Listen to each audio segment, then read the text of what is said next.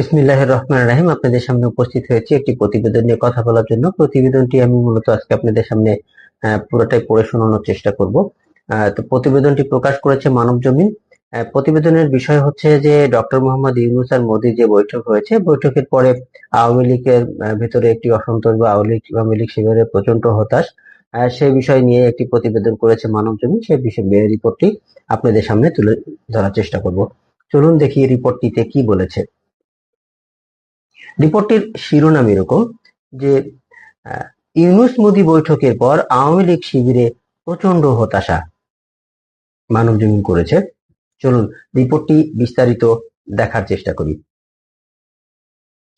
ইউনূস মোদি বৈঠকের পর প্রচন্ড হতাশ আওয়ামী লীগ শিবিরে। শুরুতে বলা হয়েছিল বৈঠক আদৌ কোনো সম্ভাবনা নেই।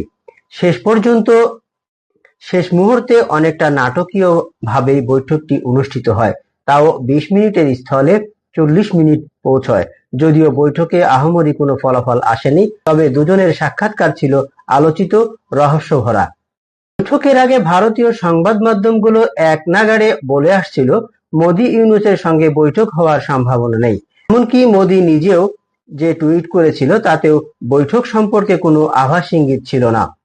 প্রফেসর ইউনূস চীন সফর এবং সেভেন সিস্টার নিয়ে তার খোলামেলা মন্তব্যের নতুন মেরুকরণ তৈরি হয়। ভারত প্রকাশ্যে হতাশা ব্যক্ত করে। এ কারণে বৈঠক অনিশ্চিত হয়ে পড়ে। কিন্তু কিভাবে বৈঠকটি হলো? শুধু কি ভারতীয় হাইকমিশন বলল আর বৈঠকটি হয়ে গেল? তা কিন্তু নয়। যতটুকু শোনা যাচ্ছে, একটি তৃতীয় পক্ষের আগ্রহে সোফা বৈঠকে রাজি হয় ভারত। এই তৃতীয় পক্ষ কে বা কারা তা জানা সম্ভব হয়নি। ঢাকার কূটনৈতিক মহলে এই নিয়ে কথাই চাউর হয়ে আছে। ঢাকার ভারতীয় হাইকমিশন যথাযথ বার্তা পাঠিয়েছিল, যেভাবে বাংলাদেশের মানুষ ভারত বিরোধী হয়ে যাচ্ছে, তা যদি অব্যাহত থাকে তাহলে পাকিস্তানের মতো পরিবেশ হয়ে যেতে পারে। ভারত তার অবস্থান পরিবর্তন করেছে। এখন তারা বলছে কোনো দল নয়, তারা জনগণের সঙ্গে সম্পর্ক রাখতে চায়। যাই হোক, বৈঠকের আলোচ্য বিষয় নিয়ে কূটনৈতিক মহলে জোর আলোচনা চলছে। বলা হচ্ছে ভারত বিশ্বাসই করতে পারেনি প্রফেসর ইউনূস এভাবে শেখ হাসিনার প্রত্যাবর্তন চেয়ে বসবে মুখোমুখি অবস্থান থেকে। তারা ভেবেছিল শেখ হাসিনার প্রত্যাবর্তন চেয়ে বাংলাদেশের তরফ থেকে যে কূটনৈতিক চিঠি পাঠানো হয়েছে তাই যথেষ্ট। নরেন্দ্র মোদীর সামনে বসে প্রফেসর ইউনূস সরাসরি তার প্রত্যাবর্তন চাইবে না, কিন্তু বাস্তবে তাই ঘটেছে। হাজার হাজার আওয়ামী লীগ নেতাকর্মী এখন ভারতে। অনেকে পালিয়ে বেড়াচ্ছে, কেউ কেউ ম্যানেজ করে থাকার চেষ্টা করছেন। এর মধ্যে নতুন খেলা শুরু হয়েছে। বাড়িঘরে দেওয়া হচ্ছে আগুন, যা দেশের গণতন্ত্রের জন্য সহায়ক না, পরিস্থিতির জন্য অনুকূল নয়। কারা এই খেলায় মেতেছে তা তদন্ত হওয়া দরকার। এ নিয়ে নানা গল্প চালু আছে। ভারতে যারা পালিয়ে আছে তাদের মধ্যে কেউ রাজনৈতিক আশ্রয় চেয়েছেন, অনেকে আবার অপেক্ষায় আছেন পরিস্থিতি যদি পাল্টায় অথবা যদি দ্রুত নির্বাচন হয় তাহলে হয়তো দেশে ফিরে আসার সম্ভাবনা সৃষ্টি হতে পারে। দিল্লি সম্পর্কের তিক্ততার মধ্যে দিয়ে অনুষ্ঠিত বৈঠকে সংখ্যালঘু নির্যাতনের প্রসঙ্গ এসেছিল। বাংলাদেশ বরাবরের মতোই বলে এসেছে এগুলো অনেকটাই প্রোপাগান্ডা, বাস্তব পরিস্থিতি তা নয়। নরেন্দ্র মোদীকে এমনটিই বলেছেন বাংলাদেশের প্রধান উপদেষ্টা। ভারতের মিডিয়ায় বাংলাদেশ সম্পর্কে যেসব খবরাখবর আসছে তাও বৈঠকে অন্যতম প্রসঙ্গ হয়ে ওঠে। ভারত তার অবস্থান থেকে নড়েনি, এমন কোনো প্রতিশ্রুতিও দেয়নি যে মুহূর্তেই এই প্রোপাকাণ্ড নিঃশেষ হয়ে যাবে। কূটনৈতিক বৈঠকগুলোতে কত কিছুই তো আলোচনায় হয়, দুই একটি বিষয় নজরে আসে। শেখ হাসিনার প্রত্যাবর্তন নিয়ে এখন সবচাইতে বেশি আলোচনা হচ্ছে। তাহলে কি শেখ হাসিনার প্রত্যাবর্তন ইস্যু দ্রুতই ফয়সালা হবে? ওয়াকিবহাল কূটনীতিকরা বলেন কোন সম্ভাবনা নেই, তবে ভারত যে আন্তর্জাতিক চাপে পড়েছে এ নিয়ে কোনো সন্দেহ নেই। ভারত দ্রুত নির্বাচনের কথা বলছে, যেটা বাংলাদেশের জনগণেরও প্রত্যাশা। একটি নির্বাচনের জন্য বছরের পর বছর মানুষ অপেক্ষা করেছে। ভালো নির্বাচন, অংশগ্রহণমূলক নির্বাচন বাংলাদেশের চলমান সংকট সমাধান দিতে পারে, এই নিয়ে কোনো বিতর্ক নেই। অনেকে অবশ্য নির্বাচন প্রক্রিয়া দীর্ঘায়িত করার পুরনো কৌশল নিয়ে খেলছে পর্দার আড়ালে।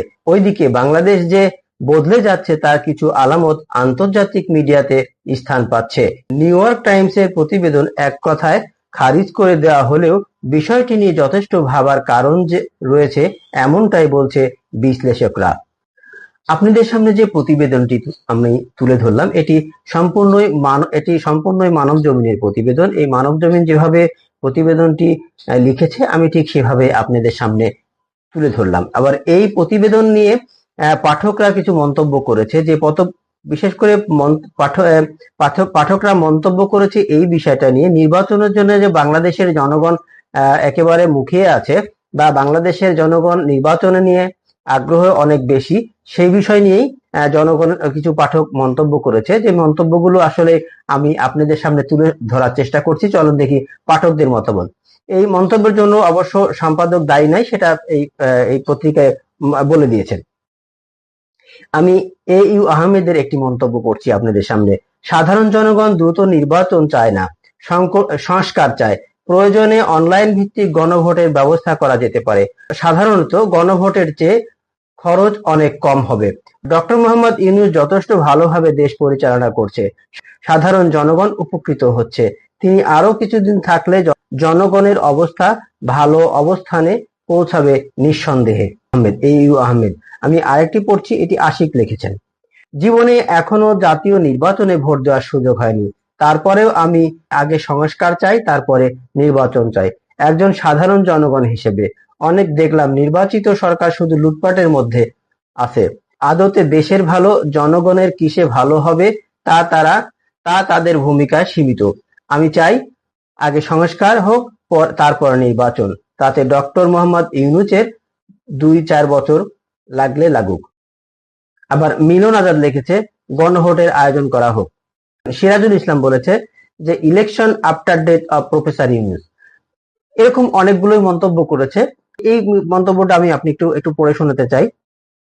এতেশাম খান লিখেছে যে ভারতের মতো বাংলাদেশের মানুষও নির্বাচনের জন্য অধীর আগ্রহে অপেক্ষা করছে, বা একটি বিশেষ মহল নির্বাচন পিছানোর জন্য ষড়যন্ত্র করছে, এগুলো মোটেও সত্য নয়। আমরা নির্বাচন নামক নাটকের মাধ্যমে 330 জন লুটেরাকে ডাকাতির জন্য আর মনোনীত করতে চাই না। সবার আগে সংস্কার, বস্তাপচা সংবিধান বাদ দিয়ে নতুন সংবিধান প্রণয়ন, এখানে ভোট ও প্রার্থীর ন্যূনতম যোগ্যতা উল্লেখ থাকবে, এরপর নির্বাচন। এই সুযোগ সবসময় আসে না। সুতরাং নির্বাচন ব্যবস্থার খোলনচলের পরিবর্তন না করা পর্যন্ত কোনো নির্বাচন নয়। আর তথাকথিত পেশাদার রাজনীতিক নামক গোষ্ঠীদের রাজনীতির মাঠ থেকে আল্লাহ হাফেজ বলে দিতে হবে। আমরা বারংবার একই ঘটনার পুনরাবৃত্তি দেখতে চাই না। এই মন্তব্যগুলো যদি আমি আরো পড়তে থাকি ভিডিওটি আরো দীর্ঘ হয়ে যাবে, যার কারণে আমি আর মন্তব্যগুলো পড়ছি না। এই পর্যন্ত যতগুলো মন্তব্য পড়লাম সেই মন্তব্যগুলো সবগুলোই যে প্রতিবেদনে একটা অংশের কথা বলা হয়েছে, ভারত যে বলেছে যে বাংলাদেশের জনগণ নির্বাচন চায়, একটি নির্বাচন সব সমস্যার সমাধান করে দিতে পারে, এই বিষয়ে দ্বিমত পোষণ করেছে সাধারণ পাঠকরা যে মতামত দিয়েছে এটাই তো আসল। আমি আপনি যে কথাগুলো বলি, আমি হয়তো আমার ব্যক্তিগত মতামত দিতে পারি, কিন্তু সবার কথা আমি একেবারে বলতে পারি না। তাই পাঠকরা যে কথাগুলো বলছে, এই আমি যে 3-4 জনের কথা বললাম বা যা পড়লাম, এটা আমি বেছে পড়িনি। আমি উপর থেকে একবারে নিচ পর্যন্ত যেগুলো পড়েছি একটাও বেছে পড়িনি। যেগুলো মন্তব্য এসেছে সামনাসামনি সেগুলো আমি পড়েছি। তাতে একটাতেও বলা হয় না যে নির্বাচন চাই, আগে চাই সংস্কার, তারপরে নির্বাচন, এবং প্রয়োজন হলে ডক্টর মোহাম্মদ ইউনূসকে আরো সময় দিতে চায় সাধারণ জনগণ। তো সাধারণ জনগণের যে কাজ করলে ভালো হবে, যেটা সাধারণ জনগণ চাবে, রাষ্ট্র পরিচালনার দায়িত্বে যারা আছে তারা সাধারণ জনগণের কথা চিন্তা করবে। তাই সাধারণ জনগণের কথা চিন্তা যদি করতে হয়, এই মতামতগুলো যদি আমি জনগণের মতামত বা জনগণের প্রত্যাশা যদি চিন্তা করি, তাহলে আমাকে অবশ্যই বলতে হয় যে আগে সংস্কার, পরে নির্বাচন। তাই জনগণের যেটা ভালো হবে সেই কাজটি বর্তমান সরকার করবে। প্রয়োজন হলে আরো সময় নিবে, এটা জনগণের কথা, আমার কথা না। তাই আমরা এই প্রত্যাশা, ভালো কিছু হবে এই প্রত্যাশায় আজকের এই বক্তব্য শেষ করব বা আজকের কথা শেষ করব। ভালো থাকবেন সবাই। আল্লাহ হাফেজ। সালাম আলাইকুম।